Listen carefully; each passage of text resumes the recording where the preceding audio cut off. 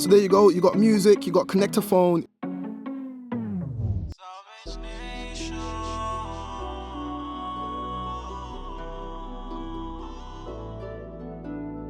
We love the Beamers, the Benz, the Porsches. All of my fans, I know they're supporting. Style with nothing but look at us now. Whoever supporting, I'm making you proud. Whoever supporting, I'm making you proud. Salvage Nation, look at the squad. We're up in the foreign line, look at the car.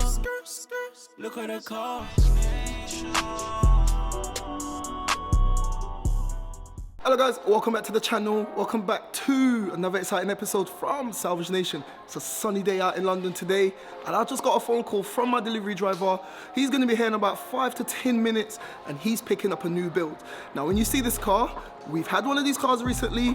I finished it, fixed it, we got it off, and it did so well on the resale value, we decided to do it again. So let's go check out the new build. So there you go guys, a few minutes later, bang on time, here's my delivery driver coming all the way from Copart down in Westbury. Now this is something that never gets old. There's a certain level of excitement and apprehension when I've got a car on the way.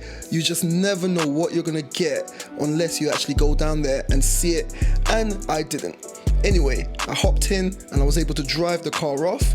We all came out and we were just having a look around, and take a look at this thing, man. It looks amazing. Now, like I always say, when you're choosing your car or your salvage project, always get a car with localized damage, which this has, and always get a car that's got a decent level of value. This is a Polo R-Line, so I know that the value is decent and we can make some good profit. So guys, there you have it. We went ahead, we picked up another VW Polo R-Line. Now these little cars, they're very popular, and this one is in even better condition than the orange one that we just did. And as you just saw, it just got delivered. This came from Copart and we ended up paying, this came from Westbury actually. Look at the interior, oh my God. Now, it looks like a pile of mess, but I had a quick look and I'll show you that in a bit. But service book is there. I have yet to look through that. Got some snacks from these. I don't think they're going to be too nice. Coming back out though, what I was saying is we picked this up from Copart in Westbury. I paid, I think it was 2,800 and a little bit. So I would say £2,900, including the fees. And from Westbury to where we are now, I paid 250 quid for delivery.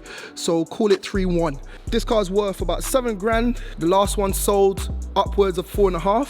So we decided to do it again. Now, if you haven't seen the last video, go check it up. I'll put a card up above. But the last one was in good condition, but this one, man, it's in a lot better condition. However, it's got a lot more damage. And believe it or not, it's not that bad, but it's just got more damage compared to the last one. So immediately I can see that that wheel has taken a knock right there and it's gone back ever so slightly. So if you can see, normally you can fit 2 fingers in there. I can barely fit 1 finger in there. So that is definitely, the suspension side on that is broken. Have a look right there. When I took the car off the truck just now, there was no power steering, and that's because this bad boy has taken a knock. That's your power steering pump. In this reservoir is the power steering fluid, so something's gone on there. You need a pair of horns. This horn is going to be toasted. Now, looking under there, I can see that the front slam panel is broken. Lots of broken wires and stuff right there. And also I need a rad pack because the car has no water. So I'm going to be doing this one a little bit different. Let's start it up. Normally Copart takes all the petrol, but happy days, it's got a full tank. Come on, how many times have you seen a full tank in the pictures? It gets here and it's completely empty. That's because Copart actually drains all of their cars. Anyway, have a look. It's screaming at me right there because there's no coolant. Now I know that the engine is not hot, so I should be good to leave it running just for a few seconds whilst I talk to you guys. But see, no horn. That's what I just said about the horns being broken. Radio and everything seems to be working. Service book is here, like I said. And as you can see, it has got some stamps in there. I'll go through that later. The car has only covered 65,000 miles. Let me just focus that in. 65k. It's got the engine light on, it's got the steering light on, there's no power steering, but these are things that we can sort. Now looking here, I'm actually surprised that Copart has left this in, because normally when you get these cars at Copart, they'll steal these screens, but these are I hate them, but they add Bluetooth and a few other features to these little Polos. You always see them in the older Polos and the older Golfs, but have a look at that. That seems to be all connected, still working. Why is it making that noise? So there you go, you got music, you got connector phone, you got voice dial. So this gives a little bit more connectivity options for these basic type of radios there. So that seems to be all working, so that's a plus. I'll switch it off and I'll get out and show you the rest of the car. Now opening up the bonnet, you can see that's that tiny little 1.2 TSI engine, and although it's got a bit of dust, that's looking in good condition. But here's further confirmation, there's no coolant in the system. And that's because down in the bottom there, it's broken. The rads are broken, front slam panel's broken. And these are just the things that I'm seeing just off the rip. Now, one of the things I like to do when there's any sort of damage to the rad system, I just like to check the fan to make sure that it's spinning, and as you can see, the fan is spinning. So that means I should be able to get away with replacing the water radiator. However, because it's a TSI version, it's got an intercooler, and I believe the intercooler is damaged as well. Coming down here, as you can see, we need a headlight. Obviously, headlight is completely broken, and I've already shown you down there. We won't know what else we need until we remove this front bumper and continue to dive in to see exactly what's damaged beneath there. Obviously we need a tyre. I'm hoping that this alloy is alright because it's quite nice, still in good condition, just needs a little bit of a tidy, but I'm hoping that we can salvage this alloy.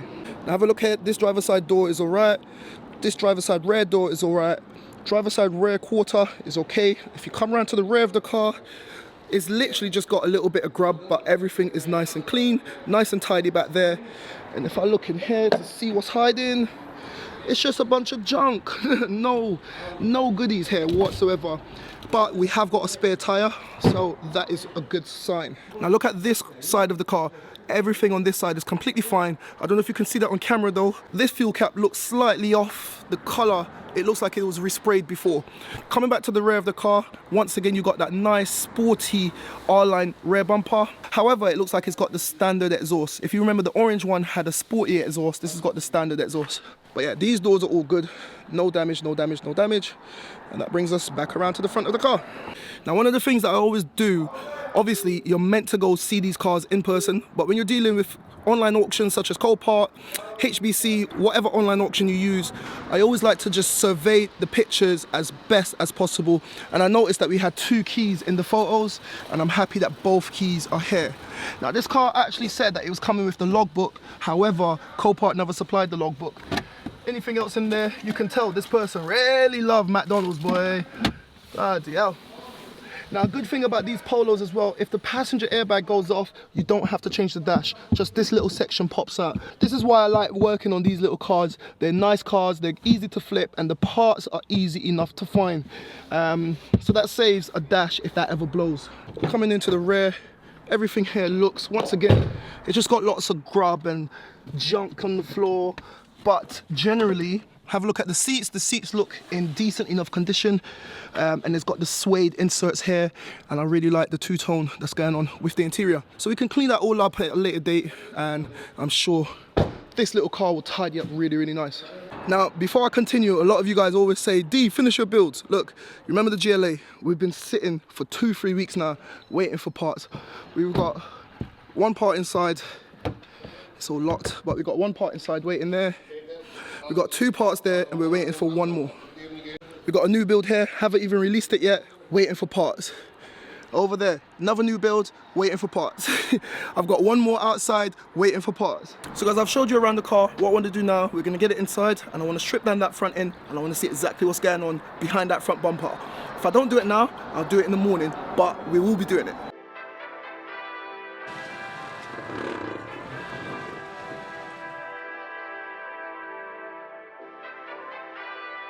So guys, you heard all that noise. This is a lovely little car. However, it's got a few problems. And to be honest, it's actually got more damage than I expected when we saw the pictures on Copart. I'll put a picture up. This area was completely kind of like dark. You couldn't see anything. So I'd never expected to have to sort out the power steering. There's no power steering, and this is the pump. So like I said, we're gonna strip down this area, I'm gonna investigate, and also I need to get some parts and try to sort out the suspension, because I want the car to be able to drive in and out the garage safely. You heard all that noise, let's sort it. So guys, before all that explained, I wanted to jack the car up, take the wheel off, so I can get a better view of exactly what I'm working with. Before I continued, I checked the wheel to see if there were any cracks, and luckily there were no cracks. Once I got that broken splash guard out of the way, I needed to gain access to the screws, and as you can see, everything here is just bent and distorted. Once I straighten it up a little bit, I gained access to this bolt which allowed me to remove that broken power steering pump.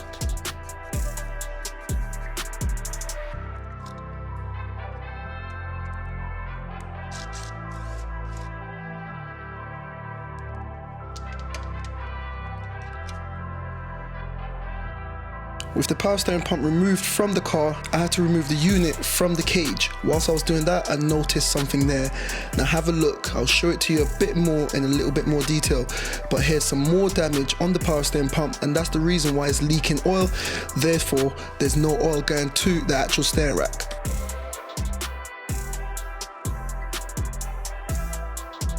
Power steering pump out of the way, I wanted to clear some more of the damaged sections so I can have a clearer look, clearer view of exactly what's going on.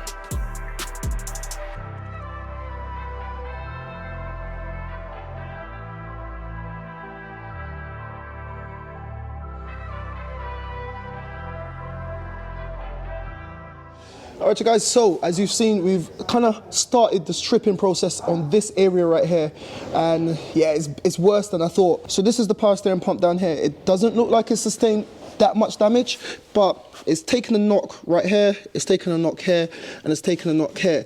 And this area is where the computer is situated. I'm not getting any sort of communication with the diagnostic tool from this module, which is inside that metal casing. So I'm assuming it's got some sort of damage because I've checked the wiring. There's no issues with the wiring up there. Another thing that I noticed is, have a look at this little nipple here. It shouldn't be flexing like that. And that's because it's actually broken. So it's leaking a lot of oil underneath there and around here as well. It's just leaking from the seams right there. So I've taken a picture of the part number and I've made an order for one of these, so we should have a new power steering pump coming in shortly. Another thing that I've noticed is it's sustained quite a lot of damage down in the suspension area right there. That wishbone is gone and the strut has got a little kink in it as well. So once again, that's something else that we need to order. I'll just change that complete suspension corner there and get everything sorted with that. You saw me straightening up this area here, but have a look here. This is the front slam panel. This is meant to be a complete box all the way down here to about here, and it's completely snapped off. And when that's snapped off, just confirmation, have a look at that little black box right there. That's meant to be the intercooler. So yeah, next episode we'll strip down the front end complete. I don't want to strip that down because I haven't got parts. All I'm doing in this episode is making a parts list and making sure that I've got a list of everything that I need to get this car up and running. So this is where we're going to leave everything. Yeah, I'm a bit gutted about this. We didn't know that we needed this, and that's the game sometimes, man. When you get these salvage cars, you get a lot of hidden damage. There's some repairs that we need to do on these wires, but that's nothing that we can't sort.